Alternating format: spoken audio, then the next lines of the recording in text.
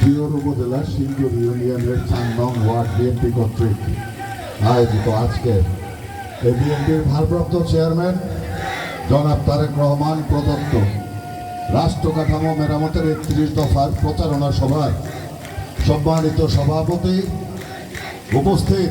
আজকের এই প্রচারণা সভায় প্রধান আকর্ষণ আপনাদের আমাদের দৌলতপুর শিবালয় সকল মানুষের প্রিয় পাত্র বাংলাদেশ জাতীয়তাবাদী দল কেন্দ্রীয় নির্বাহী কমিটির অন্যতম সদস্য জনাব এস এ জিন্নাহ কবির, মঞ্চে উপবিষ্ট বিভিন্ন স্তরের নেতৃবর্গ এবং আমার সামনে উপবিষ্ট প্রিয় সমাবেশ, আসসালামু আলাইকুম। বক্তব্য দিব না, বক্তব্য দিবেন প্রিয় নেতা আমাদের বিএনপির ভারপ্রাপ্ত চেয়ারম্যান। রাষ্ট্র কাঠামো মেরামতের 31 দফা দিয়েছেন। এই ফ্যাসিস্ট হাসিনা সরকার যে দেশের অপূরণীয় ক্ষতি করে দিয়ে গেছে, দুর্নীতি, আত্মীয়করণ, দলীয়করণের মাধ্যমে প্রতিটা সেক্টর যে ধ্বংস হয়ে গেছে, সেইটা ঠিক করার জন্য বিএনপির ভারপ্রাপ্ত চেয়ারম্যান রাষ্ট্র কাঠামো মেরামতের 31 দফা দিয়েছেন। সেই 31 দফা নিয়ে কথা বলবেন আজকের অনুষ্ঠানের প্রধান অতিথি এস এ জিন্নাহ কবির। আমি শুধু কয়েকটা কথা বলবো, আপনারা মনোযোগ সহকারে শুনবেন এবং আমার সাথে পারলে উত্তর দিবেন।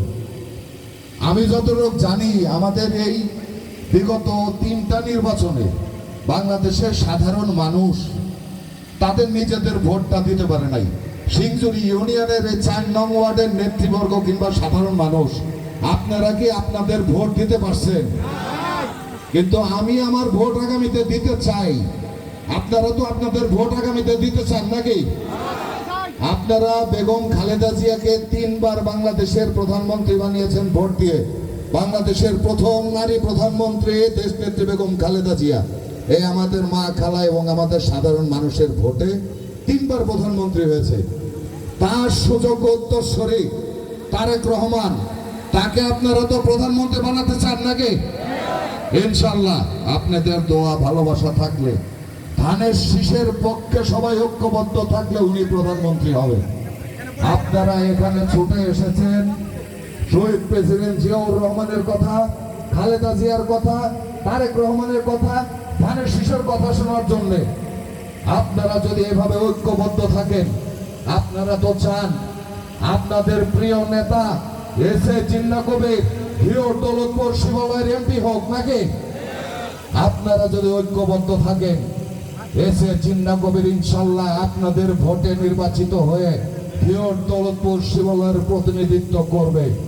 আপনাদের ঐক্যবদ্ধ থাকতে হবে। নির্বাচনে অনেক মানুষ আসবে, আমাদের মার্কা একটাই, সেটা হচ্ছে ধানের শীষ। ধানের শীষে আমরা ভোট দিতে পারি নাই। বিগত 3টা নির্বাচনে এই স্বৈরাচার সরকার ভোট ব্যবস্থায় রাখে নাই। আগামী ফেব্রুয়ারিতে যে নির্বাচন হবে, সেই নির্বাচনে আমরা আমাদের প্রিয় মার্কা ধানের শীষে ভোট দিব। আমরা ধানের পক্ষে থাকবো, জিন্নাহ ভাইয়ের পক্ষে থাকবো। এস এ জিন্নাহ কবির আপনাদের সন্তান, আপনাদের ভাই, আপনাদের ভাতিজা। উনি কিন্তু কোনো অসাধারণ মানুষ না, সাধারণ মানুষ।